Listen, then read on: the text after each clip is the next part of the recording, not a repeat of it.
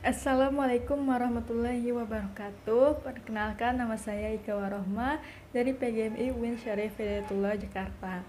Pada kesempatan kali ini saya akan menjelaskan mengenai materi fenomena kelautan dalam perspektif Al-Quran dan sains. Al-Quran berulang kali menyebutkan dan mengenalkan laut, samudra, pantai, muara, dan berbagai hal yang terkait dengan laut. Adalah suatu hal yang menakjubkan bahwa Al-Quran berbicara banyak tentang laut. Padahal kitab suci ini diturunkan di wilayah padang pasir. Bahkan tidak ada satupun riwayat yang menyatakan adanya ayat yang diturunkan di tengah samudra. Walau demikian, Al-Quran begitu jelas menerangkan keterkaitan antara kehidupan manusia dengan eksistensi laut. Hal ini menunjukkan betapa pentingnya laut dalam kehidupan manusia. Bukan sekadar menunjukkan kekuasaan Allah, namun laut memberikan manfaat yang luar biasa bagi kehidupan manusia. Mulai dari fungsi prasarana transportasi, penyediaan sumber protein, sumber energi, hingga aneka komoditas yang bisa diperoleh dari laut. Dalam Al-Quran terdapat dua term yang dimaknai sebagai laut. Yang pertama ada al-yam, yang kedua adalah ada al-bahr. Dalam pemakaiannya terdapat banyak pendapat tentang makna kata al-yam. Sebagian mengatakan bahwa al-yam ini merupakan sinonim dari kata al-bahr atau laut. Tampaknya al-yam lebih tepat diartikan sebagai sungai yang sangat lebar yang hampir menyerupai laut. Nah, kata al-bahr ini umumnya diungkapkan untuk menunjukkan sejumlah besar kumpulan air yang terdapat di dalamnya. Dan kadang-kadang tingkat keasinannya menurun sehingga mendekati sifat tawar atau disebut juga payau ya. Nah, lautan ini kan luas sekali yang menjadi bagian dari kehidupan kita di planet ini, yang merupakan wilayah yang sangat luas, melebihi luas daratan yang ada di planet bumi. Nah, air laut ini menutupi lebih dari 70% permukaan bumi. Kedalaman rata-rata laut sekitar 3.800 meter, jauh berbeda dengan ketinggian rata-rata daratan yang hanya 840 meter. Ruang kehidupan yang tersedia di lautan 300 kali lebih banyak dibandingkan dengan daratan dan samudra dan udara. Selanjutnya saya akan membahas mengenai hal-hal yang ditemukan dalam Al-Quran dan ternyata dapat dibuktikan secara ilmiah oleh sains. Nah, yang pertama adalah mengenai awal kehidupan di muka bumi ini. Nah, ternyata awal kehidupan di muka bumi ini dimulai dari laut. Seperti yang Al-Quran nyatakan bahwa Allah menciptakan segala sesuatu dari air, menciptakan segala sesuatu yang hidup dari air. Yaitu ada di Quran Surat Al-Anbiya ayat 30, Quran Surat An-Nur ayat 45, dan Al-Furqan ayat 54. Air memiliki peranan yang sangat penting bagi kehidupan di muka bumi. Tetapi tidak ada keterangan bagaimana dan kehidupan itu bermula di muka bumi. Nah, ternyata oleh sains ditemukan bahwa fosil-fosil makhluk hidup yang tertua di permukaan bumi ini ditemukan dalam bentuk mikroorganisme bersel tunggal pada batuan yang terbentuk pada zaman Archean atau sekitar 2,7 sampai 3,5 miliar tahun yang lalu. Nah, fosil-fosil ini berupa fosil mikroorganisme bersel tunggal yang kemudian dikenal dengan sebagai ganggang biru hijau. Nah, ganggang biru hijau ini yang dikenal sebagai cyanobacteria yang merupakan mikroorganisme fotosintetik bersel tunggal yang hidup di laut. Nah, penelitian terbaru atau pada tahun 2011 yang dilakukan oleh ilmuwan Australia dan Inggris berhasil menemukan fosil bakteri yang berumur 3,5 miliar tahun yang lalu dan hidup pada lingkungan tanpa oksigen. Nah, mikrofosil tersebut terpelihara dengan baik di antara butiran kuarsa dari pasir yang tertua yang pernah ditemukan. Nah, bukti-bukti memperlihatkan bahwa kehidupan pada tahap yang paling awal banyak berbasis pada metabolisme senyawa-senyawa belerang dibandingkan dengan metabolisme oksigen. Nah, sampai saat ini bakteri-bakteri sulfur ini masih dijumpai di banyak saluran-saluran tanah, sumber air panas, dan kawah gunung berapi. Nah, penemuan di atas ini membuka wacana bahwa kehidupan dimulai dari laut atau pada lingkungan yang dipengaruhi oleh laut. Nah, selanjutnya temuan yang kedua yaitu sumber utama daur air. Ternyata peran laut itu sebagai tempat utama menyimpan air ya. Seperti yang kita ketahui bahwa laut itu sangat luas yang menyimpan air sehingga 70% dari permukaan bumi. Nah, adapun keberadaan air di tempat-tempat lainnya yang ada di muka bumi ini disebabkan oleh adanya proses peredaran air di muka bumi atau daur air ya, yang dikenal dengan istilah daur air. Nah, Al-Quran melukiskan proses daur air dengan rinci dan mudah dimengerti dalam beberapa ayat. Misalnya firman Allah yang artinya yaitu, dan tidaklah mereka memperhatikan bahwa kami mengarahkan awan yang mengandung air ke bumi yang tandus, lalu kami turunkan dengan air hujan itu tanaman-tanaman sehingga hewan-hewan ternak mereka dan mereka sendiri dapat makan darinya. Maka mengapa mereka tidak memperhatikan? Dari Quran surat As-Sajdah ayat 27. Nah, selanjutnya kita akan ke materi selanjutnya yaitu batas dua laut. Nah, jadi ada fenomena unik yang telah disebutkan dalam Al-Quran, yaitu adanya dua laut yang tidak dapat bercampur. Nah, masing-masing tetap pada karakteristiknya. Pada laut ini bertemu ya, airnya itu bertemu namun tidak dapat bercampur. Nah, meskipun secara kasat mata bercampur oleh deburan gelombang, tetapi padahal air laut itu tidak bercampur ya. Nah, terdapat beberapa ayat yang menjelaskan hal ini. Antara lain ada surat Al-Furqan ayat 53, dan ada surat Al-Fatir ayat 12, surat Ar-Rahman ayat 19, surat An-Naml ayat 61, dan surat Al-Kahfi ayat 60-61. Allah menggerakkan dua buah laut yang berbeda, yang satu tawar dan yang lainnya asin. Masing-masing bergerak berdampingan, namun tidak mengalami percampuran. Hal ini merupakan nikmat bagi umat manusia. Berdasarkan penelitian, para ahli kelautan berhasil menyingkap adanya batas antara dua lautan yang berbeda. Mereka menemukan bahwa ada pemisah antara setiap lautan. Pemisah itu bergerak di antara dua lautan yang dinamakan dengan front. Hal ini dianalogikan dengan front yang memisahkan antara dua pasukan. Dengan adanya pemisah ini, setiap lautan memelihara karakteristiknya sesuai dengan makhluk hidup yang tinggal di lingkungan masing-masing.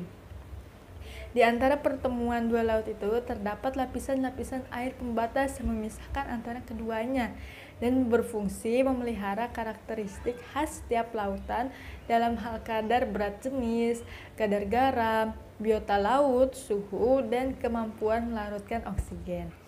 Secara saintifik, dapat diterangkan alasan-alasan tidak bercampurnya kedua laut tersebut saat bertemu, sehingga terdapat batas yang jelas yang memisahkan keduanya. Batas dua laut dapat berupa batas horizontal, yaitu ketika massa air laut yang satu berada di atas massa air laut yang asin yang lain. Nah, atau batas vertikal, yaitu ketika massa air laut yang satu berada di sisi massa air laut yang lain. Nah, atau keduanya itu berdampingan ya, jadi berdampingan itu. Nah, pertemuan dua laut dapat berupa pertemuan massa air laut yang kurang asin dengan massa air laut yang lebih asin, atau seperti yang dinyatakan dalam surat Al-Furqan ayat 53, yaitu massa air laut tawar bertemu dengan massa air laut yang asin.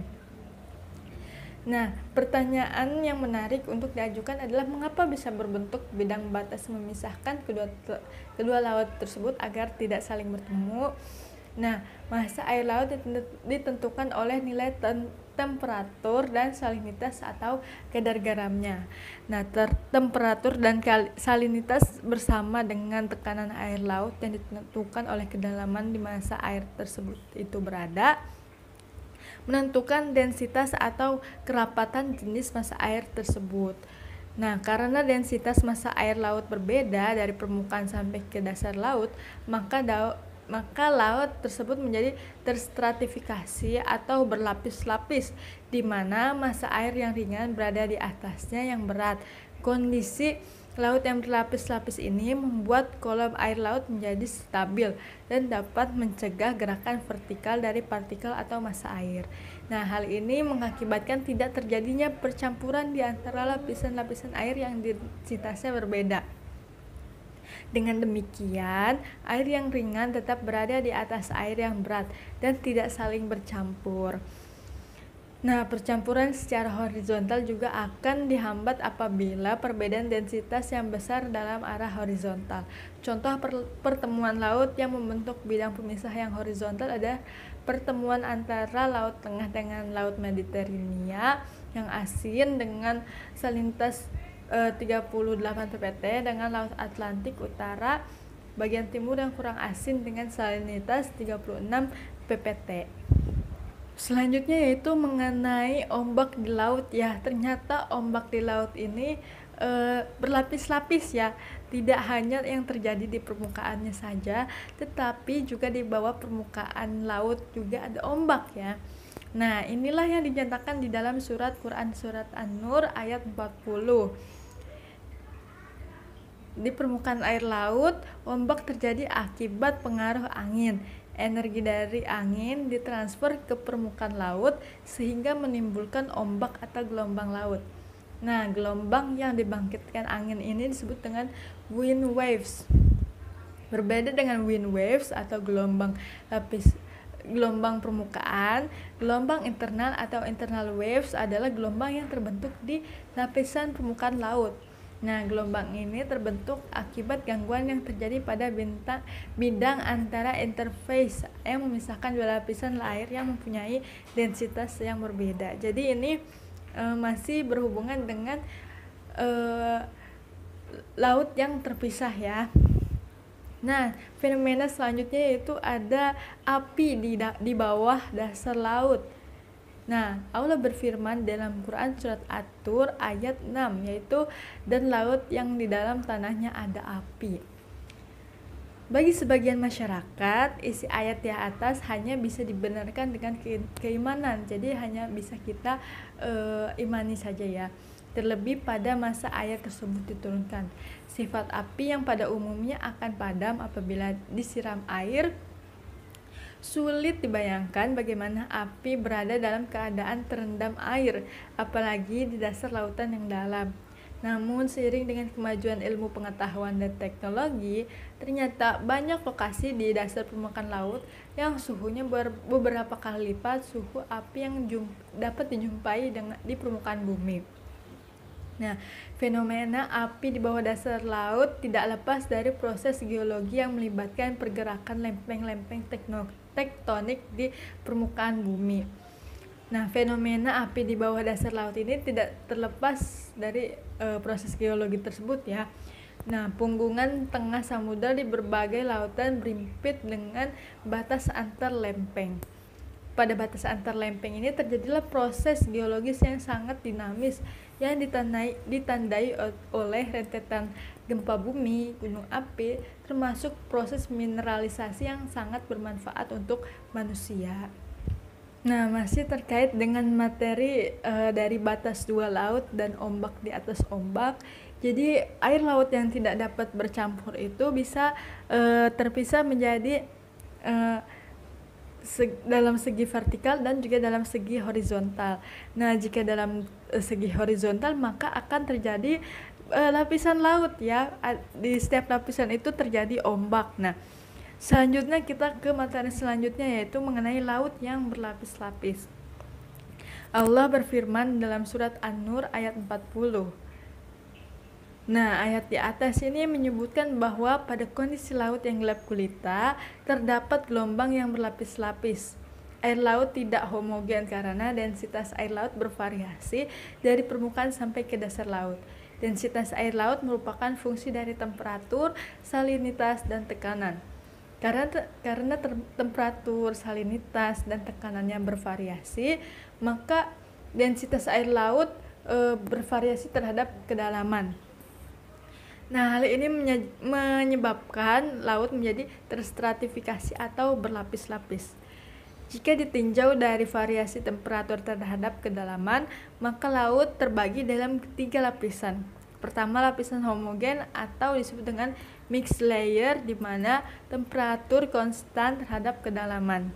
Kedua adalah lapisan thermocline atau thermocline layer, di mana temperatur berkurang dengan cepat terhadap kedalaman.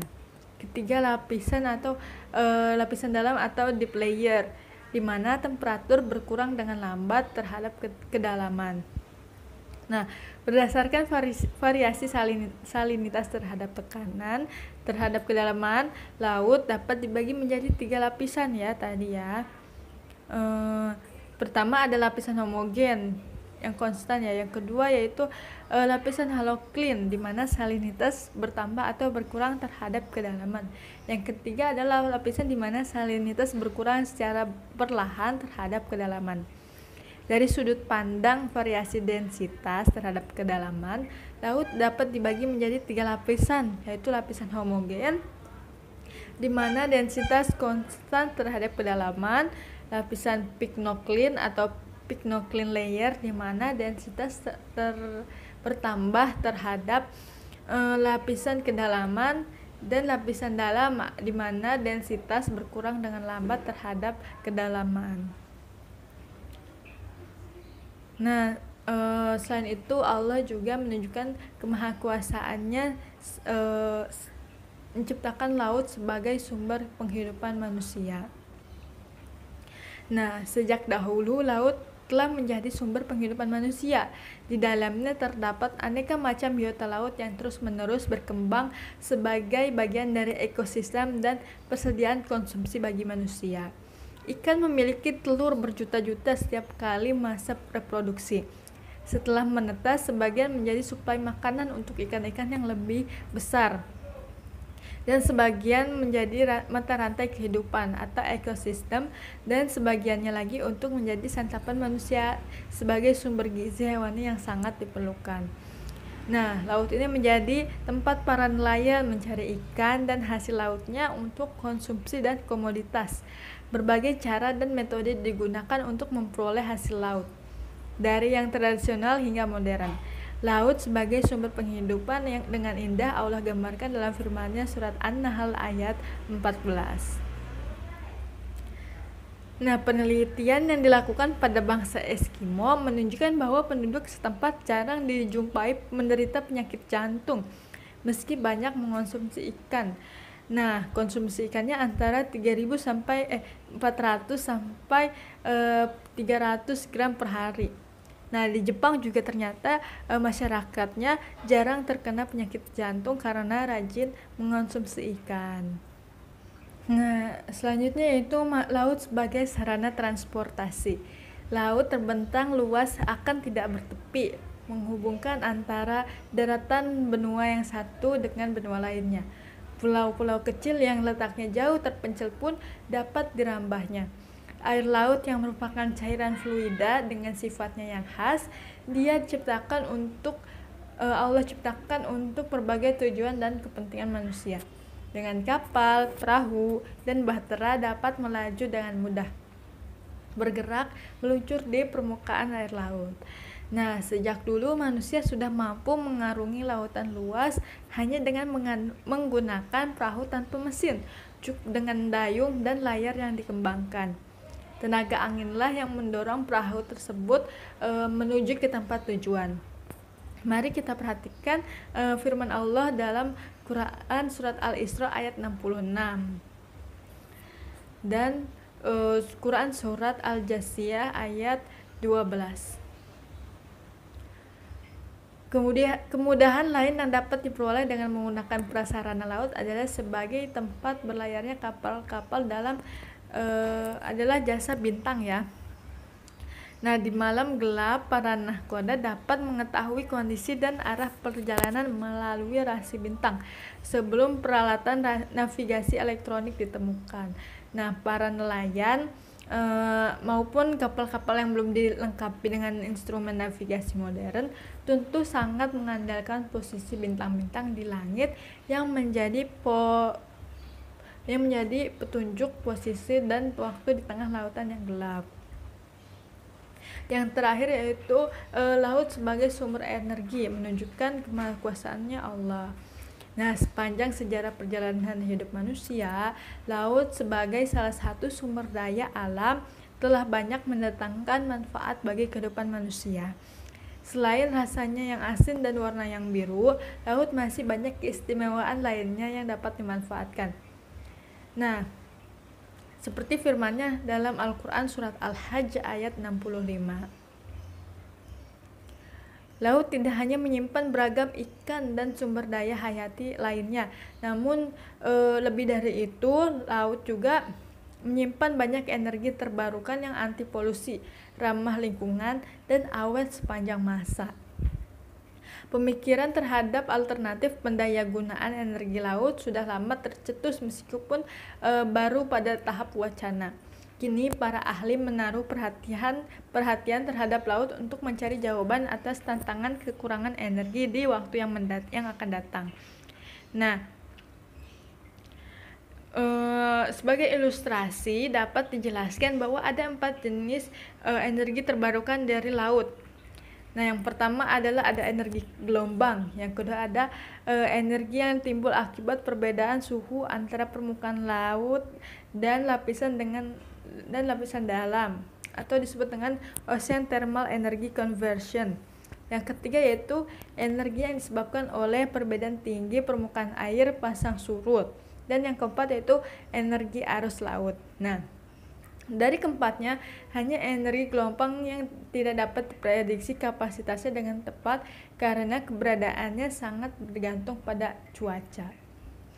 Itu dia, demikian materi tentang fenomena kelautan yang ada dalam Al-Quran dan sains. Mohon maaf bila ada kalimat yang salah atau kata-kata yang kurang tepat, kurang lebihnya mohon maaf. Wassalamualaikum warahmatullahi wabarakatuh.